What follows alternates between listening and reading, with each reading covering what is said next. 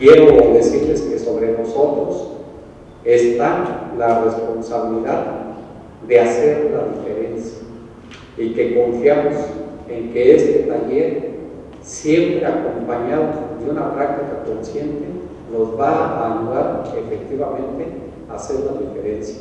Es una lucha en la cual ni él ni yo sentimos que hayamos logrado lo que queremos para ella.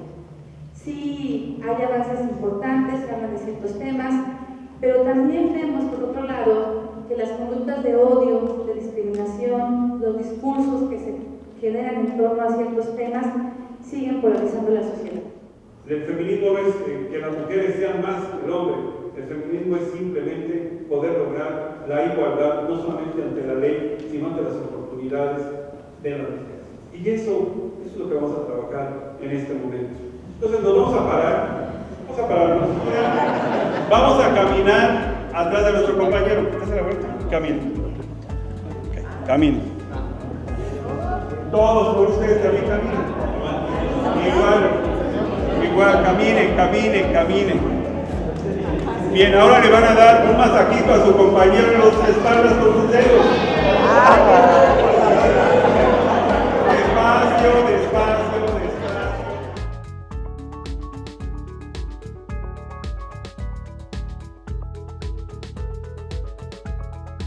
7.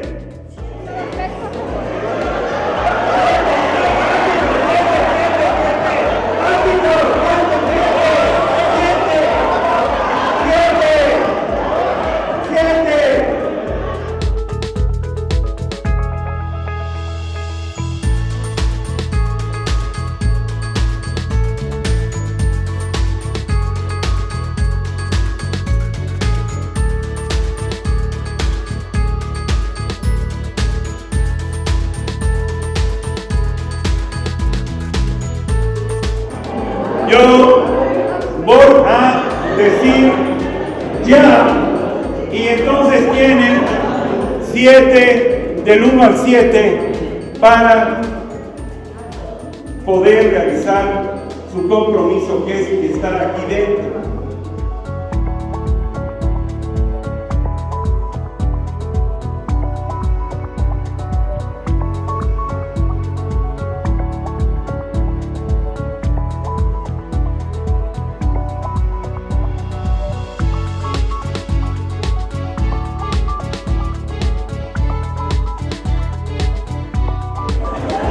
Todo esto es importante porque cuando hablamos de revisar marcos normativos,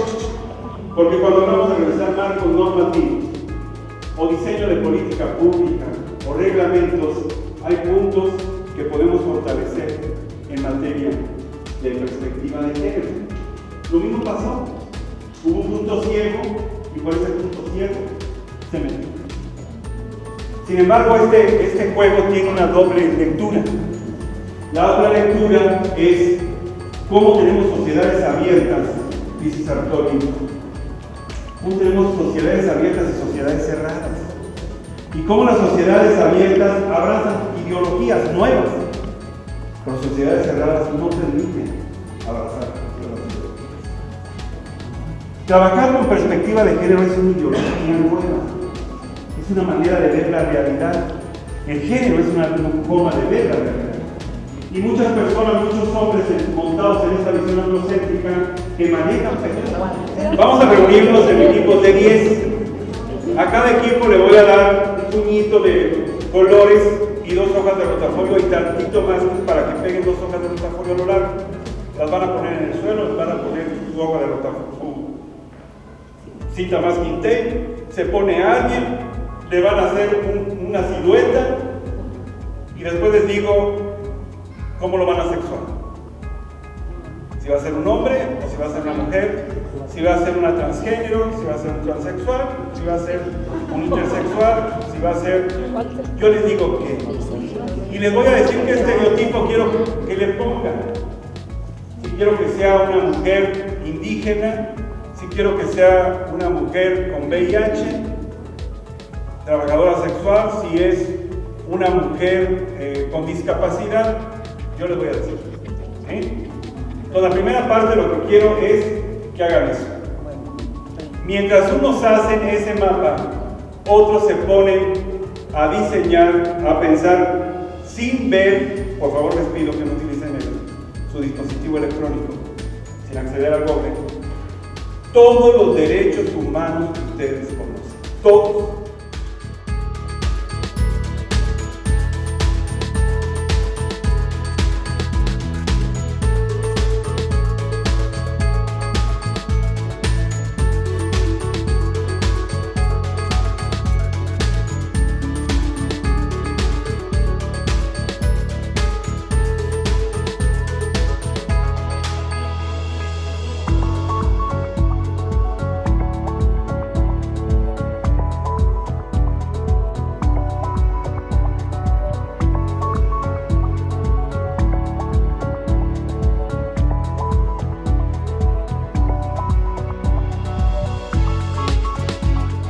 ¿Qué es lo que vamos a hacer? ¿A dónde quiero llegar? Primero, a que tenemos diferentes tipos de mujeres. Hay otras mujeres que se sienten mujeres, que no tienen una vagina, tienen un pene, pero se sienten mujeres, son mujeres. La Constitución y el marco normativo internacional y la jurisprudencia de la Corte Interamericana de Derechos Humanos plantea dos cosas para hacer efectivo el derecho a una mujer, aun cuando tenga un pene: la no discriminación y el libre desarrollo de la personalidad. De tal suerte que lo que yo quiero trabajar es que hay distintos tipos de mujeres. Este es el punto, primero. Entonces ya les dijo esta Elvia, ustedes van a ser una mujer migrante. Ustedes van a ser una mujer trabajadora del sexo comercial, que ese es el término correcto. Se utiliza prostituta si estamos trabajando cuestiones de carácter de delito. Para la trata de personas es prostitución. Allí sí es adecuado el término. Pero si lo descontextualizamos con una situación social, no son prostitutas, son trabajadoras del sexo comercial. Ese es el término correcto. ¿Bien? Entonces, esa es una trabajadora del sexo comercial. Aquí tenemos a quién? ¿A una mujer indígena? Aquí tenemos a una ama de casa. Acá tenemos a una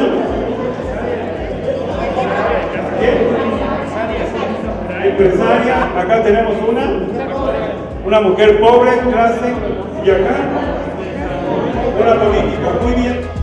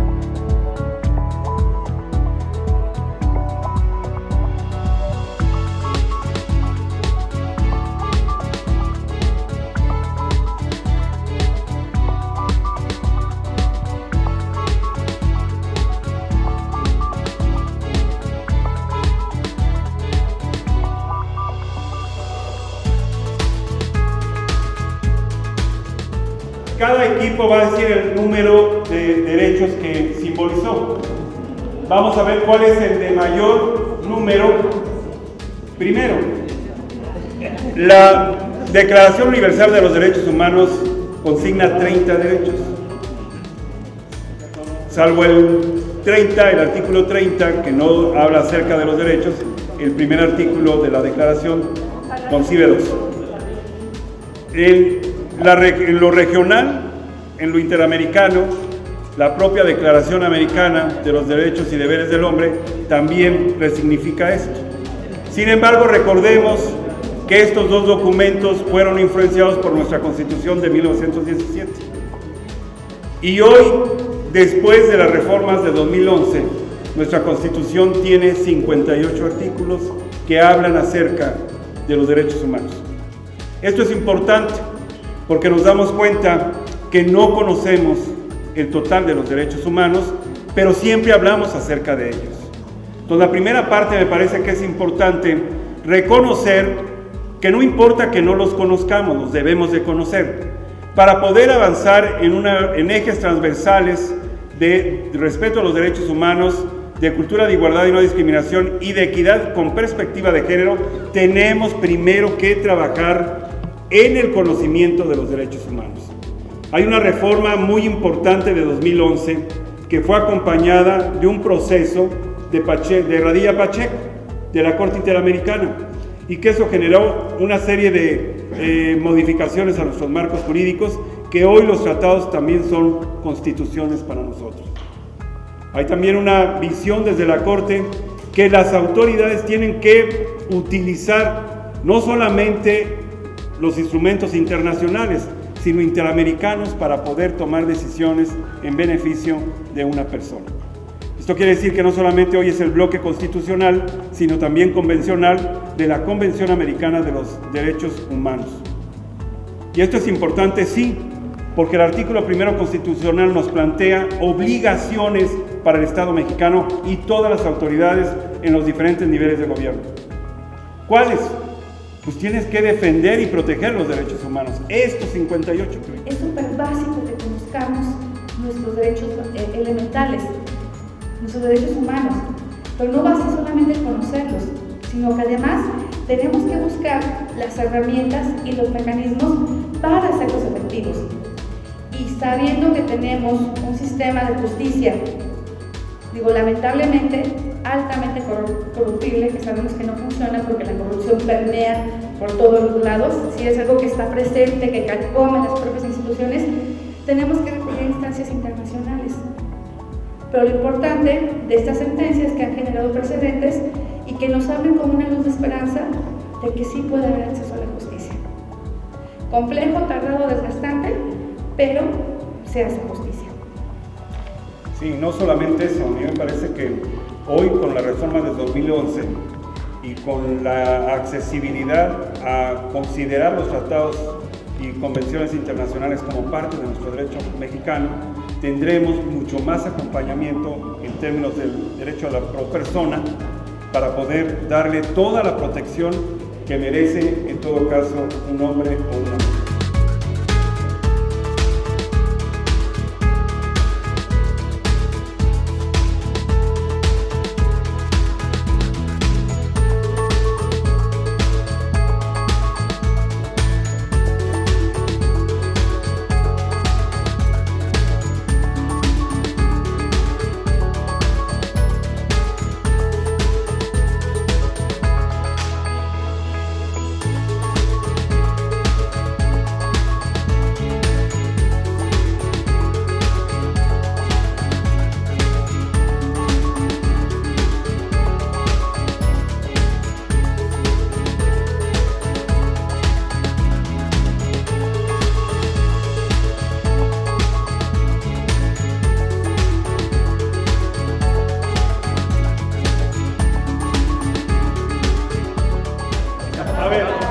¿Qué es lo que quiero que ustedes reflexionen?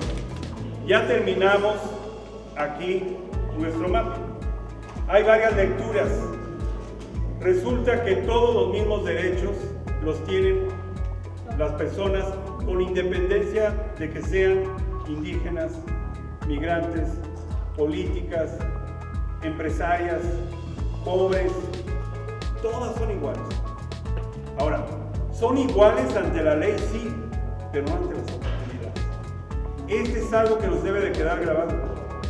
Tenemos que buscar que esas oportunidades sean iguales para todos. Porque la ley es pronunciativa, y es hermosa en su discurso jurídico, pero tenemos que hacerlo en la realidad, que todo sea igual. Por ejemplo, mañana vamos a revisar que tenemos que generar acciones para políticas paritarias, 50 y 50. No las hay. Por ejemplo, el gobierno de Leonel Godoy fue paritario. Si se salía una mujer, entraba una mujer. Si se salía un hombre, entraba un hombre. Trató de equilibrar. Y hoy, si ustedes se fijan en muchos de los actos públicos, solamente hay hombres. En el presidio, solamente hay hombres. Entonces nos damos cuenta de que ante la ley podemos ser iguales, pero no ante las oportunidades. Y que en los presidios tenemos permanentemente cuestiones muy androcéntricas. Eso es lo que tenemos que revisar, porque ese es nuestro día a día. Eso es lo que vivimos. Y entonces, poder entender otras cosas con otras realidades, con otros instrumentos de carácter teórico, epistemológico, es bueno. Sin embargo, no lo utilizamos de manera permanente, como esto sí nos debería de quedar claro, para defender nuestros derechos. Por eso quise que trabajaran en cuestiones simbólicas, porque es muy probable que esto, desde el simbolismo, no se nos olvide.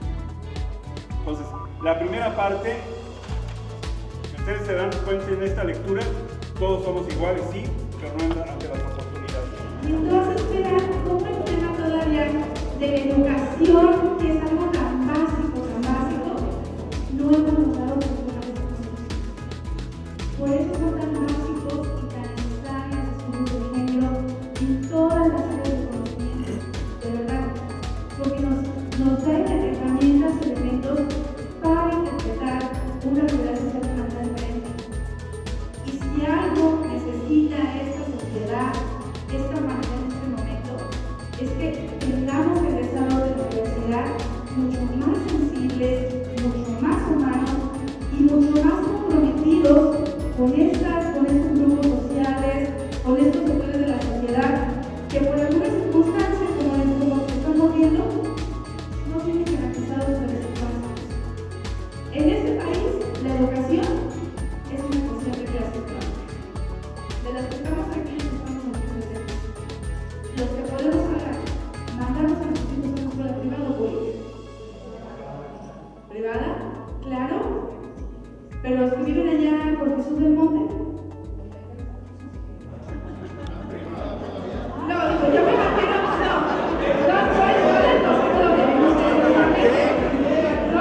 donde seguramente usted vive. Yo me imagino más hacia allá, ¿sí? Parte de las personas son de escuela pública. Mucha gente del ámbito urbano, porque no todos tienen esa condición para pagar. Pero ¿saben qué es lo que pasa? Que al momento que la educación que el Estado está brindando no es de la calidad del derecho humano que se consagra en ella, estamos limitando posibilidades de desarrollo de esos niños y esas niñas. Yo recuerdo a mi abuela, que tenía tres hijos, y ella no dejaba que los hijos se sirvieran la comida. Mis tías tenían que servirla, y ellos no hacían nada, nomás se encargaban de servir. Entonces también parte de ese machismo con las mujeres. Dice que Eduardo Galeano hace una reflexión y dice: los hombres matan a las mujeres porque dicen que son de ellos. Dice, pero nunca se atreverán a decir que las mataron porque les tuvieron miedo. Porque es como una mujer con miedo frente al espejo, como se ve, sintiendo miedo frente a una mujer que no tiene miedo. Y aunque es un juego de palabras, es cierto. Los hombres tenemos miedo frente a una mujer que no tiene miedo. No lo sé si sea en todos los casos, pero mejor guarda las distancias. Muchas veces las mujeres somos quienes desafortunadamente fomentamos el machismo. Y bueno, sabemos que la familia constituye la unidad básica de una sociedad. Entonces, la mujer de alguna manera sufre de discriminación, de toda esta serie de situaciones que estamos viviendo, pero desde que vamos definiendo los roles en el hogar, desde que vestimos a la niña de rosa, al niño de azul, o sea, hay muchas cosas que vamos generando nosotros mismos desde casa y que luego pues la misma mujer llega a ser violentada, ¿no? Entonces, esos roles que nosotros vamos dejándole, que vamos etiquetando desde que el niño nace y a lo largo de su vida, pues es lo que de alguna manera también influye. A la mamá que no permite que el varón barra, que no permite que el varón lave trastes. Entonces es una forma de ir fomentando este machismo, que luego la misma mujer es víctima. En relación al video, yo diría que no estamos tan alejados de esta realidad, porque en la actualidad también tenemos varones violentados y que las cifras, las estadísticas no las tenemos como tal, porque los varones, la mayoría de ellos no denuncian, porque culturalmente un hombre que es violentado, pues es una pena para él ir a denunciar, es algo que no tolera. Entonces, muchas estadísticas se nos pierden. Quienes nos manejamos en el área médica sabemos que hay muchos hombres violentados también, que no van a denunciar por pena, por la cuestión cultural, por muchas cosas que influyen. Creo que debe de haber un equilibrio, que el feminismo ha sido muy bueno, todo lo que ha logrado la mujer, pero que debe de existir un equilibrio, porque también tenemos mujeres, así como tenemos hombres que violentan a la mujer, tenemos mujeres, y esto cada vez se está incrementando más. La mujer que va teniendo un puesto y otro puesto y que se va sintiendo con cierto poder, también minimiza al varón, y también son problemas que tenemos en los hogares. Entonces creo que desde mi punto de vista me parece que las intervenciones que deberíamos de hacer en nuestras dependencias tendría que ir enfocado a reforzar esos valores que hemos perdido, apoyar a nuestros estudiantes y ver cuál es su situación, pero sí abordarlo desde el núcleo familiar, porque es muy difícil solamente trabajar con el alumno si no integramos y si no sabemos todo lo que está sucediendo en su contexto. Y en efecto, yo creo que hay muchas mujeres que también, hoy empoderadas, generan mucha violencia en contra de los hombres. Tú mismo como fiscal, tuviste la oportunidad de ver algunos casos, no solamente de mujer que somete a un hombre, sino en una pareja homosexual de un hombre que somete a otro. Entonces, o sea, a la luz de muchos conceptos, que su epistemología pareciera ser que está libre de dudas, yo creo que tendríamos que revisar nuevamente algunas expresiones conceptuales a efecto de poder redefinir otras categorías que nos ayudaran a comprender la situación que hoy está sucediendo a partir de estos procesos neoliberadores que han hecho muy asimétricas las relaciones familiares dentro de cada espacio de construcción de familia. Sí, gracias, buenas noches. Yo quisiera hablar a propósito del título del diplomado, ¿no? Digo, perdón, ayer, que es de educación y género. Yo creo que la problemática central está en la educación, y la educación que hemos seguido, y la universidad no es la excepción, es el problema. Es decir, esto no lo vamos a solucionar con más educación, porque la educación va mismo a nuestras aulas, con programas rígidos, con profesores antidemocráticos, con procesos en el oscurantismo, con un montón de factores que son la problemática. Entonces, no se trata de dar más educación de esta, sino de ver precisamente que sea un cambio de la ya la sesión del día de hoy con la intervención de la maestra. Muchas gracias. Y nada más, de manera muy rápida, me parece que estos argumentos que luego se ponen en torno a lo que creemos que debe ser la igualdad son perversos, son descalificadores y nos limitan y nos impiden debatir el tema de una manera mucho más profunda y estructural. Entonces creo que es un malentendido concepto de la igualdad que justamente vamos a abordar mañana. Muy buenas noches para todos y todas, y gracias, muchas gracias por haberse quedado.